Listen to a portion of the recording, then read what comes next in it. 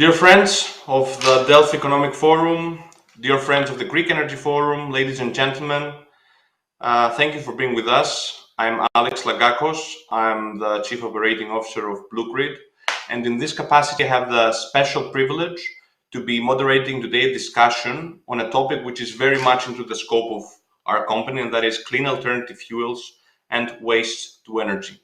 This is a very wide topic on its own, but with the kind assistance of the great experts that we have joining us today at our panel, we will attempt to address as many discussed fuel options as possible while trying to narrow this topic down to realistic applications. So without further ado, let me give the floor to our panelists. We have intentionally chosen and agreed to make this a very interactive discussion.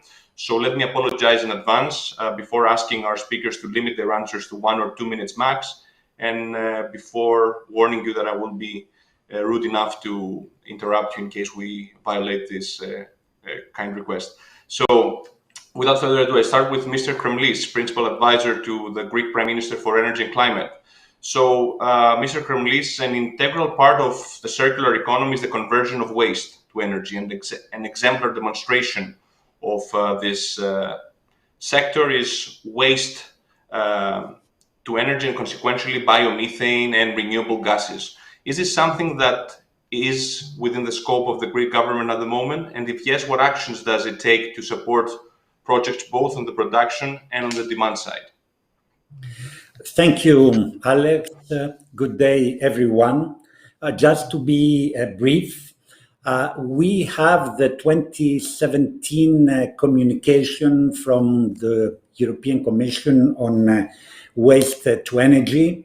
In the hierarchy and the so-called waste pyramid, waste to energy is just before landfilling in terms of hierarchy, as I said before. And of course, RDF and SRF, which is produced by mechanical biological treatment plants, which are managing municipal waste, is considered as an alternative fuel. Now, such plants will be are planned to be developed in Greece, and therefore there will be quantities of RDF and SRF, which will have to be managed to produce energy as alternative fuels, either by the cement plants or by dedicated energy production plants. But what is important to highlight is that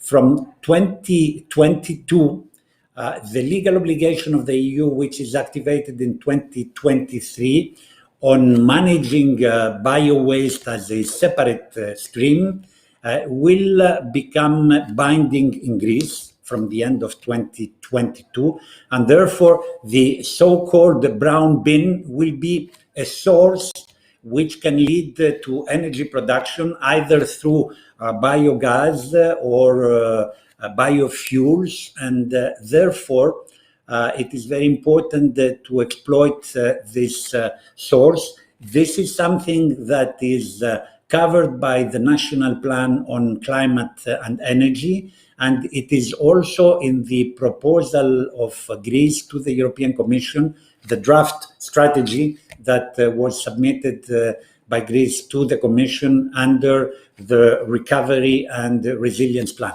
Very shortly, this is what I wanted to share with you.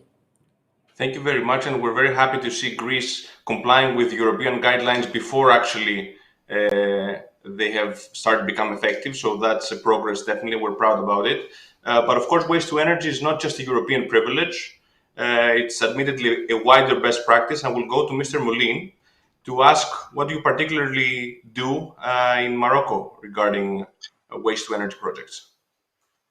Thank you very much. I would like to thank also the organizers of Athens Energy Dialogues to be a partner and to participate to this meeting. It's very important for us. As you know, the Kingdom has a strategy for sustainable development since many years now. And what happened these last months is that we had a change in our government, and we have a green economy ministry today. And the agency who was involving in energy efficiency now is involved in green economy. In green economy, we have three axes. One is linked to still for energy efficiency in different sectors, on sustainable mobility, and the last one is clean production in the industry. Of course, with circular economy, we have a mission of decarbonizing the industry.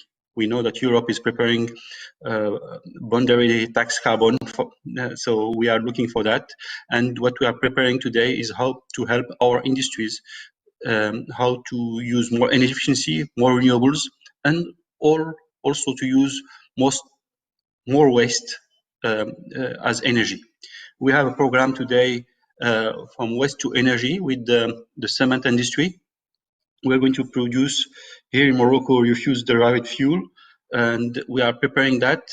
You need legal framework, you need technical and financial support, and you need also sensibilization for that. That's what we are doing as agency today. And we are glad because we are reaching so low price for renewables, but also for biomass waste. It's not only decarbonization that is on the way, but also it's to decrease the energy bills of the industries. So we are in a scheme today that we can both decarbonize and give more competitivity to the industry. And this is exactly the big bet for what we're discussing today, combining sustainability with best economic results for the consumers. And I'm jumping to the undoubtful protagonist of the energy transition, which is hydrogen, and to the person heading the Hydrogen Europe organization. So, Mr. Hadjimarkakis, thank you for being with us. Of course, hydrogen is the protagonist on our way towards 2050. But until we get there, which sectors would you consider more imminently attainable for the hydrogen economy, and why? Well, thanks very much for the invitation. And hydrogen will be another good example that might bring Greece in a leading position. But let me start with Morocco, because there we are doing exactly what is on step one on this pathway. It's using hydrogen for industrial use. In Morocco, already renewably produced hydrogen will be used very, very soon for fertilizers, for the production of fertilizer. This is the step number one. This is the low-hanging fruit to replace the so-called gray hydrogen, which stems from fossil fuels, by renewably produced hydrogen. Biggest consumer in the world are indeed the fertilizers. Biggest in Europe and second biggest in the world are the refineries, where hydrogen is used anyhow. So here there is no doubt the best way to start. However, if we all have read the communique of the G20 summit that was hosted by Saudi Arabia, I think we got aware what is the future. Saudi Arabia as a host claims to go out of fossil fuels and to produce on the basis of renewably produced hydrogen in combination with CO2 or carbon stemming from waste, synthetic fuels. So basically, the synthetic fuels will be one of the driving forces that can be produced right now. Last week, Shell in Rotterdam produced kerosene, so synthetic kerosene from exactly renewably produced hydrogen and waste, bio-waste, so to say, the carbon. And there is a first flight going from Amsterdam to Paris with KLM using that. What I want to say is we need to ramp up hydrogen. We have direct consumers. The plan is to ramp up until 2030 to 2 times 40 gigawatt. And Greece is an integral part. Sorry, 2 times 40, one time in Europe and the other time 40 outside Europe in our neighboring countries, among others, Morocco and Ukraine. And Greece is an integral part because of the delignification project that is happening in northwestern Greece and in West Macedonia. And here hydrogen is there to help to replace via renewables the lignite that will not be anymore the source of the energy. And I'm happy that the Greek government endeavors to be actively involved there, which is a very good sign. Thank you. A very fancy name, if you ask me, the White Dragon. project. Thank you, Mr. Hatzimarkakis. I will get back to you as well. And let's focus on shipping, and we're glad to have with us Panagiotis Mitru, who is the Global Gas Segment Manager for Lloyd's. Mr. Hatzimarkakis mentioned synthetic fuels, and I could name ammonia or methanol as some potential carriers of green hydrogen in the future. Mr. Mitru, how close are we from a commercial and operational perspective to fuels like that, seeing them being used in vessels? What challenges do we have to tackle until we get there? Thank you, Mr. Lagakos, and good morning to everyone from my end as well. So it is true that shipping has done already a lot towards that direction, the direction of decarbonization of sustainable future, and there is an initial IMO strategy in place that foresees a substantial reduction of greenhouse gas emissions until 2050. And I think this will even get stricter in the years and more ambitious in the years to come. Hydrogen undoubtedly stands as a molecule, a prospect molecule for whatever fuel will be eventually adopted by shipping. It is true the challenge for shipping is greater perhaps than other sectors, but because it's a high seas sector, and whatever we do must be undertaken in the scale of a ship floating at sea. So with hydrogen itself, we have a limitation as far as volumetric capacity is concerned. So we will need to have much larger in volume fuel tanks, but it is true there is a lot going on with hydrogen carriers like ammonia, methanol, and of course synthetic fuels, which may also provide a window of opportunity for more conventional like fuels. So we could have synthetic LNG in the future. We could have bio LNG playing its role at shipping. And the truth is, we are not sure we're going to have the available infrastructure in all parts of the world on time. So the key here is how to optimize this effort and make sure we drive this in the right ambition. I would like to add that we're going to have soon an ammonia-fueled engine. We already see a number of applications of methanol, and we're going to see hydrogen as well in the near future, and perhaps fuel cells adding into the mixture of solutions. But the key question is about infrastructure, and I think the effort that was undertaken for LNG in the last decade showed us that one missing link may be sufficient not to allow the transition. So this is where exactly perhaps we should focus the intensity of our effort. That's correct. That's a very useful statement. And if I'm allowed to comment, and that usually takes time, so we have to start yesterday, not tomorrow. I want to see if Mr. Calleja is with us. I see him on the screen. Yes, Mr. Calleja, welcome as well. And I'm going to shift focus to road transport, which is also another promising sector for hydrogen. And you heading Solaris, a company which has recently joined the European Clean Hydrogen Alliance and is a strong promoter of hydrogen as a fuel for road transport. However, pretty similar question to you as well. What are the challenges that we need to overcome in order to see the wider deployment of hydrogen as a transport fuel? Yep. Let me start saying that I think decarbonized transport is absolutely critical to reach the European objectives. It is usually say that transportation worldwide is around 14% of the emissions, but in the case of European Union and European countries, is higher than that, and is close to 23%, 24%. So I would say it's even more critical for us than for other countries in the world to really to decarbonize transport. And the good thing is that the bad thing is that transport is behind other sectors. I think the energy in general has done more really to in this decarbonization journey than transport specifically, but the technology is ready. So I think we should clearly move ahead. In the specific use of hydrogen, the main challenge is basically it changed really the investment pattern. So when you compare with conventional technologies, the upfront costs are much higher, not only for the vehicles, but also for the infrastructure.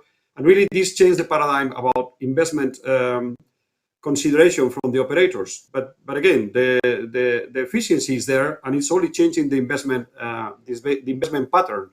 So the first thing that we need to find is really the right funding, the right support, and even I would say the right change of mindset in some of the users in order really to make the transition. The other one is, of course, there's a lack of infrastructure, and I think the vehicles are ready, but of course we need infrastructure and we need investments in infrastructure. I would say that some countries are progressing, but other countries are moving in a slower pace. So really getting the right infrastructure on time is also the second obstacle and to be solved. And the third one, and it can sound as a very tiny thing, but it's not, is the legal framework. Again, some countries, they don't have clear regulations, legal regulations about how to really manage the infrastructure for transport, hydrogen infrastructure for transport, for vehicles, even for production facilities. So really working together in really having this right legal framework, I would say, is the third thing to address and really remove as an obstacle. Thank you. And I will echo again what you mentioned about infrastructure, especially for hydrogen onshore, where I get the feeling that this is very much overlooked, the transportation of hydrogen. That's a substantial logistics cost, and the refueling stations as well. And people are focusing on the production cost, and they're forgetting to address the infrastructure challenge that we also need to resolve ASAP. Coming to the legal framework, which was your last point, I will start the second round of questions with Mr. Kremlis. And I'm very glad to see that Greece has joined the club of countries that is drafting a national hydrogen strategy. So after 6 countries that have already done so, 8 more countries in Europe are drafting national strategies, Greece being one of them. So could you please share with us some outstanding targets and timelines around the strategy? And sub-point number 2 in the same question. We've seen the Greek government having done a great work on e-mobility, on promoting e-mobility. However, it feels, at least to me, that we have given a very unilateral interpretation of e-mobility as focusing only on battery electric. And sometimes I feel like we're excluding fuel cell electric mobility in our discussion. So should we expect a broadening of the definition of e-mobility by the government in the context of drafting a national hydrogen strategy? Thank you, Alex. Let me say that hydrogen is very high on the agenda of the Prime Minister and of the Greek government. We are currently preparing a hydrogen strategy, which hopefully will be ready by September. It is instrumental also for the implementation of the Green Deal, of the climate law, and of the Generation EU. And of course, we have the European Union strategy on hydrogen, which is also a guiding tool important for the development of the Greek strategy. Greece participates also in the hydrogen initiative and is fully involved in all the activities related to the promotion of hydrogen in all the possible uses. And we all know that the spectrum of uses of hydrogen is very broad. Of course, we are talking about green, clean hydrogen, renewable hydrogen, and low carbon hydrogen. This should be the priority, as there are different ways of producing hydrogen. Now, coming to your second question, we are promoting e-mobility. The law is very advanced. It has been adopted. There are a lot of incentives to support electromobility. And as regards your specific question, fuel cell electric versus batteries electric, this is, I would say, a transition process. we are talking about energy transition. We are talking, I would say, about circular economy transition. I would say that we are also in an e-mobility transition. New technologies are being developed. This will go hand in hand with the development of hydrogen. So it is very likely that fuel cell electric mobility will be developed relatively soon in the context also of the development of our national strategy on hydrogen and all the progress that we are now following at the level of the European Union in the context of the Green Deal and also of the Circular Economy Action Plan. Thank you. Mr. Moulin, do you foresee any opportunities for regional cooperation in regards to green hydrogen promotion amongst the Mediterranean states? Oh, completely, definitely. Thank you, Mr. Markakis, for what you said about Morocco. Yes, we are ready. We are ready politically, we are ready technically, we are ready legally. Mr. Mitro mentioned the legal framework is very important, and Mr. Kaleha also. Well, it is very important to have all those points. And we are ready because we believe, and as it was mentioned, we have the first project for green hydrogen and green ammonia for the fertilizer company. OCP, one of the leading fertilizing companies here in Morocco, and OCP is having two programs. One is to be carbon neutral in 2040. And that's very important. They are also 80% of their electricity today is coming from renewables. What we are reaching in Morocco is a very, very low price coming from renewables. We are reaching less than 3 cents per kilowatt hour for wind and less than 2 cents per kilowatt hour with solar PV. So having all those prices, we can produce green hydrogen. As Mr. Kemley said, it's very important to look at green hydrogen. And we are ready for that because we have this economical part and the potential since 10 years, because we have this political support at the highest level of the state. This strategy is decided at the highest level of the state to have renewables in our production of electricity, to have cheap renewables for all the applications, to produce green hydrogen and green ammonia tomorrow, because maybe also for the transport of, it will be easier to transport to green ammonia than to green hydrogen, but all those points. And we are ready to be part of this alliance also as a neighboring country to Europe. I was mentioning this alliance, and we are discussing with the EU right now about Pact Vert, between Green Pact, Green Deal between Morocco and EU, and we believe hydrogen will completely be a potential opportunity. For a country like Morocco, having those low price for renewables, we are ready to develop in a public-private partnership projects. It's very important also in this field not to look at all those technical and financial and legal framework, but also how to do it. And we believe that to be partner, definitely the cooperation between Morocco and EU. We have also already some agreements made with countries in EU, with Germany a few weeks ago, but we are ready because with EU, we believe that hydrogen can play a role. And also knowing our areas in the Mediterranean area, it's many jobs that can be created in the north and in the south of the Mediterranean Sea. Knowing what's going on right now, it's really something not only clean, but also with a huge social impact. You're very right to say so. Mr. Hadjimarkakis, renewable generation, is there enough of it to produce all this green hydrogen that we need going forward? What do you think? Maybe to start with, yes, there is a lot of potential, especially in countries like Spain. We have Mr. Calleja here. I can tell you that the giant of hydrogen production, how we see it now, will be Portugal. Portugal has wind, has solar, and Portugal is fully involved already, being also the European presidency at the moment in all the hydrogen initiatives. They have earmarked 10 billion of euro for the implementation of their national hydrogen strategy. But Greece is similar. There are two countries in Europe that have wind and solar, and that's Greece and Portugal. And I'm looking forward to this initiative of the Greek government in September. However, we need to import. There's no doubt that the European Union will be an importing entity when it comes to renewable hydrogen, renewable ammonia. Morocco will be one of the main destinations where it comes from, MENA region, but also countries like Ukraine. It's important to be the global market on commodities. And allow me one word on fuel cell in Greece.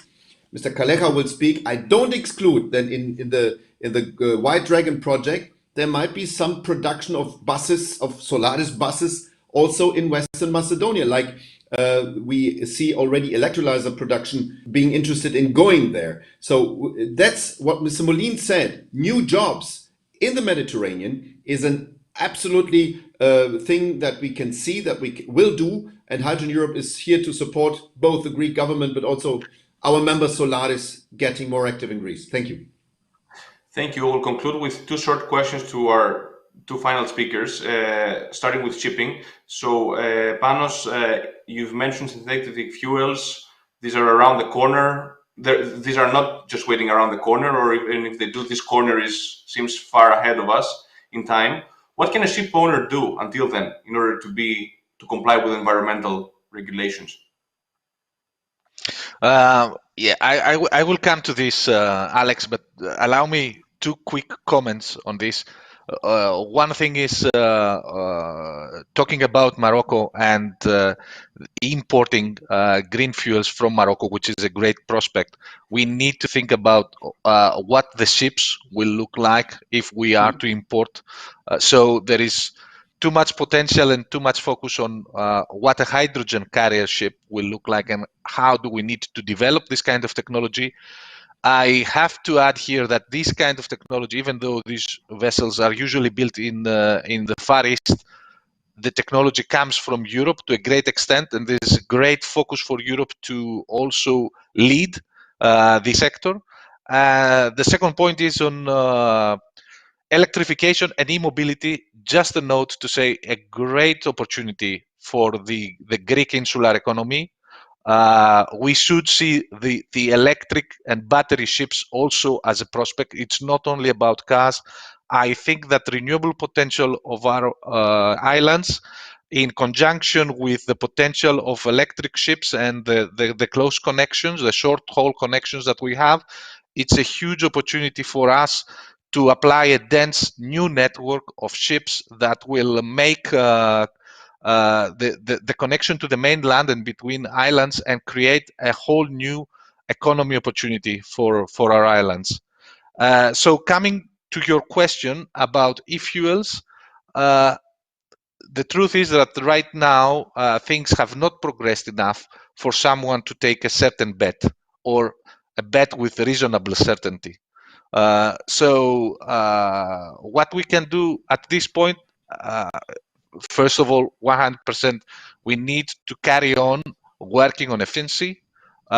We can apply fuels that mitigate partially the risk, the carbon footprint of ships, like LNG, and perhaps blend this with biogas, blend this with a carbon capturing solution that will be available in the near future. Operate this in conjunction with methane emissions abatement or control techniques. So, and we can prepare ourselves, and this is what we see, how do we future-proof current applications? How do we foresee that these applications will in the future become what we have today as an LNG fuel ship, will become an ammonia fuel ship, a methanol fuel ship, or hydrogen fuel ship, other applications that will render us, will drive us to the final objective of 250 sustainability goals. Thank you, and I think it's a great momentum for the final question after Panos' statement that it's hard to place a bet on one winning horse. And Mr. Calleja, Solaris as a manufacturer offers today all mobility options: diesel, natural gas, battery, and fuel cells. And I'm wondering, is this a hedge against the technology that will prevail, or is it an inherent belief that there's not going to be one single winner that will take 2050? What's your view on that? Yep, I think that's a very good question. First of all, I think Solaris' bet for electromobility, I think, is undeniable. Just let me remind, we launched our first hybrid bus in 2006. our first full electric bus in 2011, and our first hydrogen bus in 2014. So really pioneers in the industry, big investment and big belief behind these technologies, no doubt. So we are betting for electromobility. The reason why we are manufacturing the full portfolio is not hedged is, first of all, we believe that public transport, more public transport, it should be part of the solution of the decarbonization of the transport in our cities, and by the way, the reduction of congestion in our cities. So we need more public transport. So just to go to the extreme, a diesel bus is still part of the solution because it's better than filling the city with multiple cars with only one driver. Having said that, electromobility is the future. And today, what we are, again, pushing for electromobility across Europe. We are one of the two leading companies in continental Europe or across the full Europe in terms of number of vehicles delivered last year. And the only thing is that we see a combination between hydrogen and, let's say, regular battery buses. They serve the combination today is the right solution. We will see about the future, but the combination today is the right solution. Hydrogen is fantastic, of course, in addition to the typical electric drive for emission drive, for quiet driving, not vibrations, and of course, no emissions. But hydrogen is suitable for larger ranges, which not all the urban routes need today. It is also when you need fast refueling, which is great, but not needed in every route. So the combination of hydrogen and, let's say, pure battery buses is the right solution for our cities today. So it's not a hedge. I think we are betting very, very, very hardly. We believe it is clearly electromobility is the future, and the combination of these two technologies, I think, they are needed, at least in the coming years. Thank you very much, everybody. If I can summarize what we heard during the last 30 minutes from all the speakers, the thing is that there are many options out there. Things are still vague in terms of who's going to be the winning horse, which technology is going to work best. But I think we will all agree that no action is not an option anymore. We need to act today, and there are more than one solutions that can offer at least partial mitigation to the problems that we face today around energy and climate. Thank you all very much for your participation and for your very valuable insights. Thank you. Thank you, Mr. Thank Alakos. you. Thank you. Bye-bye. Take care.